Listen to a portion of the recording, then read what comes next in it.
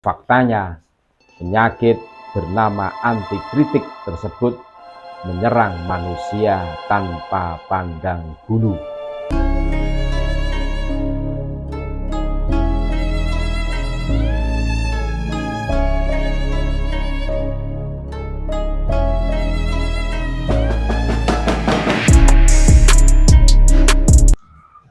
Assalamualaikum warahmatullahi wabarakatuh. Saudara-saudaraku sebangsa setanah air, dimanapun Anda berada, berjumpa kembali dengan kami channel Bejo Donya Akhirat. Sak bejo bejane wong kang lali, isih duwe bejo wong kang eling lan waspada dan tetap NKRI harga mati. Menyoal antikritik. Faktanya, penyakit bernama antikritik tersebut menyerang manusia tanpa pandang bulu, tanpa pandang status sosial, status umur, status jenis kelamin, maupun jin atau sandal yang digunakan, juga ukuran otak, atau jangan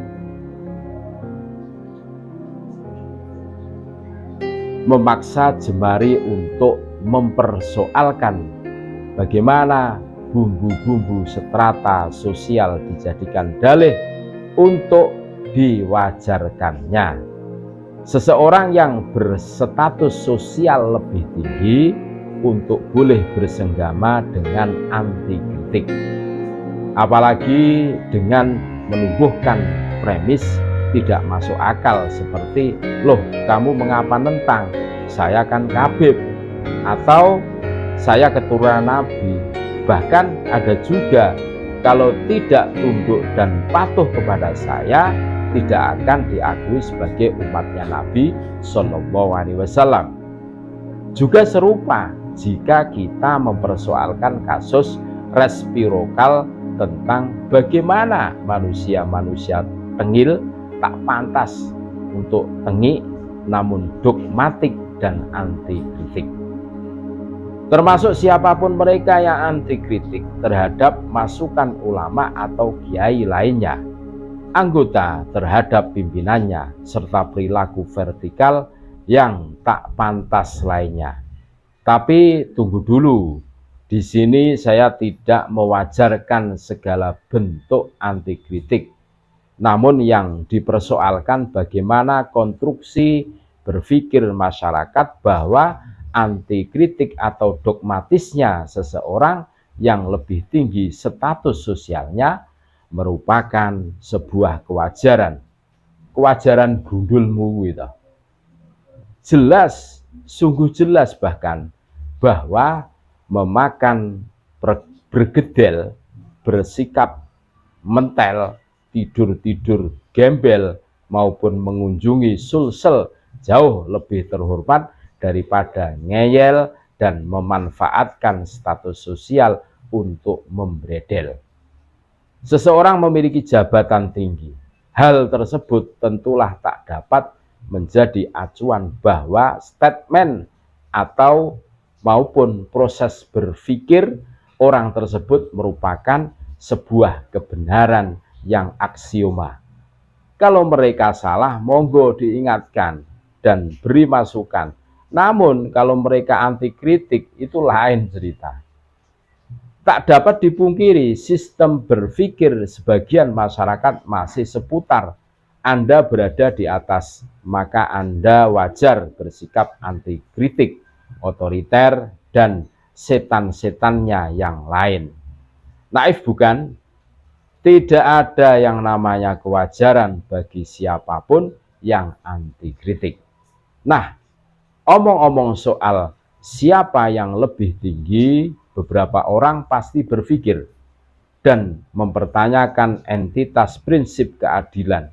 Namun dengan mengatasnamakan prinsip aksiologi di saat seseorang yang lebih rendah menentang, mengkritisi, dan sebagainya, maka seseorang yang lebih tinggi membalas kritikan itu dengan membenturkan dengan norma kesopanan.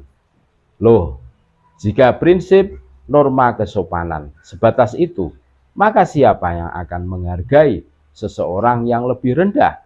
Sesamanya, penyakit tak berkesudahan nih namanya.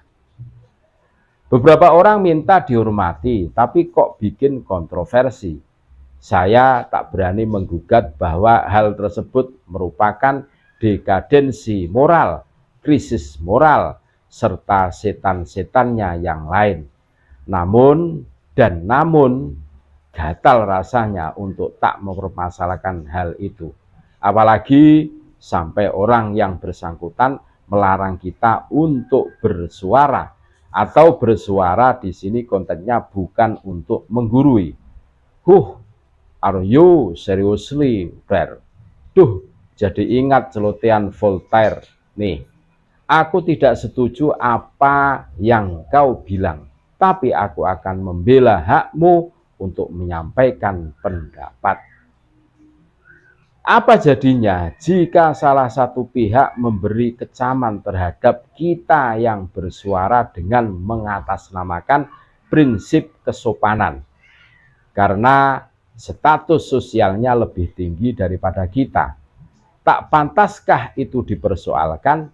Nah, jika mempersoalkan, pantas beberapa orang menyebut kita dengan labelisasi polisi moral. Susah gampang tinggal di negeri penuh orang bebal dan ceriwis ini. Mungkin menangkap ayam dan sapi di WhatsApp story teman akan jauh lebih menguntungkan. Bagaimana tidak? Foto kita dipost dengan biodata hiperbolis lah daripada kesel sendiri dengan orang anti kritik. Rugi guys. Yang kalau celotehan dan masukan kita didengar, maka kalau kita tidak apa boleh buat, biarlah masyarakat berkembang dengan sendirinya. Kalau kata W.S. Rendra, lebih baik kita lari ke dalam puisi ganja. Terima kasih. Tetap NKRI harga mati. Assalamualaikum warahmatullahi wabarakatuh.